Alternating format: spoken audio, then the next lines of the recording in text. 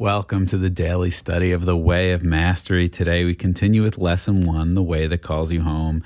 And I think we're just going to look at one paragraph, 2 or 3 sentences, paragraph 12. And Jeshua says, as you become less and less of what you thought you were, conversely, you become more and more of what your Father created you to be.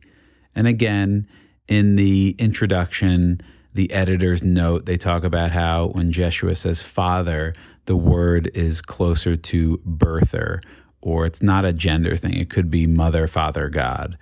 So as you become less and less of what you thought you were, conversely, you become more and more of what your Father created you to be.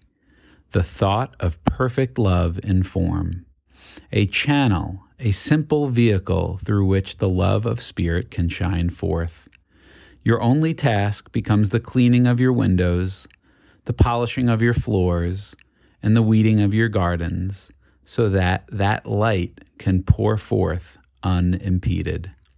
Holy smokes, let's break this down. So powerful. Just these few sentences. So we ended our last podcast with this idea of becoming less and less. And so then Jeshua says, as you're becoming less and less of what you thought you were, all the identities that we attach to, what you thought you were, a separate, tiny little self, not enough, unworthy, all these things that we over-identify with, that we become attached with, is what we think we are. And as we become less and less of that, we become more and more of what we were created to be. And this is the best part. The thought of perfect love in form. The thought of perfect love in form. That's what you are. You are. We are. Everything is thought. Imagine that. Everything, and just look at this physical world of manifestation. Things are thoughts. Thought is pure energy. So you are the thought of perfect love in form. So we get so caught up in the form that we forget, and we get so caught up in the appearance that we forget the thought underneath the form. And the thought of you is perfect love. That's what you are. That's how you were created. That's how you came into existence. Imagine if we all, like with the snap of a finger, remembered that and claimed that and just knew it, like you know your name, or you know your cell phone number, like, oh yeah, my number is 555-5555. Of course, that's my number. And you just kind of like knew it as a matter of fact that you were the thought of love in perfect form. How would you be in the world differently than you are now? How would you talk to yourself differently? How would you interact and relate with your family members, with your coworkers, with the people that you meet? You would see the thought of perfect love in form as the barista at Starbucks. And you would rejoice and celebrate them, and they would celebrate you. Like, this is what is available. This is not like pie in the sky wishing. This is reality. So back to Yeshua. You are the thought of perfect love in form, a channel, a simple vehicle through which the love of Spirit can shine forth. Spirit, God, the universe. I like the analogy of an instrument, and I played the flute growing up and the trombone. And I think about a perfectly crafted flute, beautiful, designed to play like the most glorious music. And we are the flute. We are the instrument that has been created at the hands of the divine. And then the divine plays through us the most beautiful, melodious songs and tones, and we each play different music, and Spirit plays through us differently. Some of us were designed to be tubas. Some of us were designed to be snare drums. Some of us were designed to be piccolos. Some of us were designed to be electric guitars, right? It's like we each have our own unique design that Spirit plays through us perfectly. And that's what we were created to be. A thought of love in form, a vehicle, an instrument through which the love of spirit can shine forth. That's it. It's like God created us simply for the joy of creating us, that we may express more God. That's it. There's no end goal. That is the end.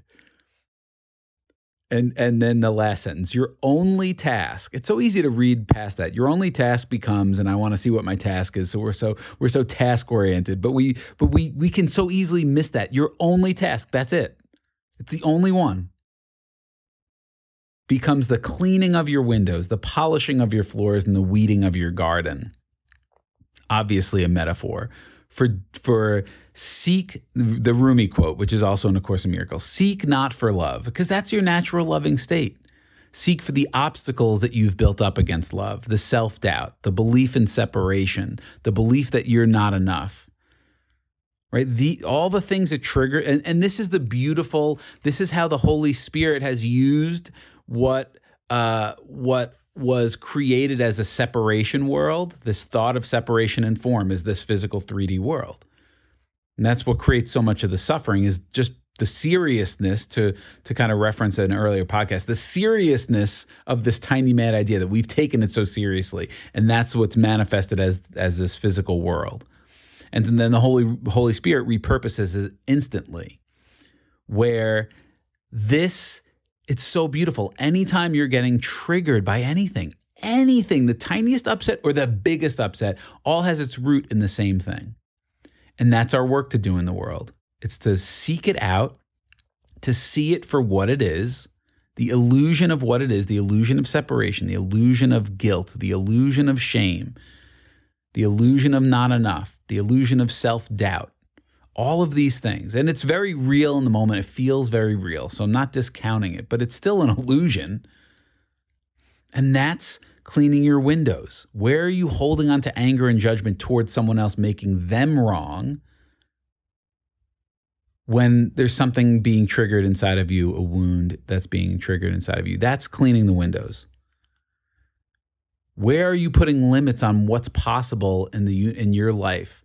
Where are you putting limits on what you can create? You have a vision in your heart, and then you take a few action steps and you're like, I can't do this. I'm not worthy, or life doesn't care about me, or there's too many obstacles. And that's polishing our floors, is seeing how we are creating the limitation, that we're looking externally and then deciding what's possible versus staying within and staying connected to that vision that is pulling us, and trusting that if it's pulling us, inherently in the pull, it has all the things needed.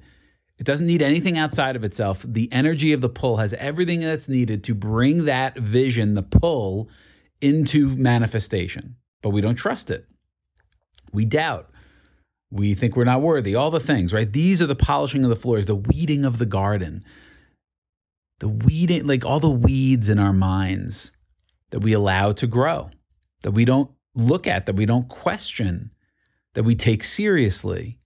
So this is the work of this entire, the way of mastery, is doing this work, the polishing, the cleaning, and the weeding.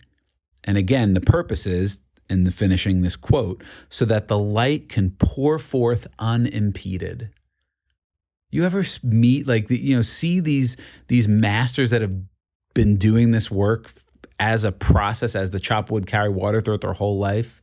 The Thich Nhat Hanhs, the Dalai Lamas, the average Joes that you'll meet, that there's just a peace in their eyes, a softness in their energy, that they've done the work. It doesn't have to be a big, famous, public thing.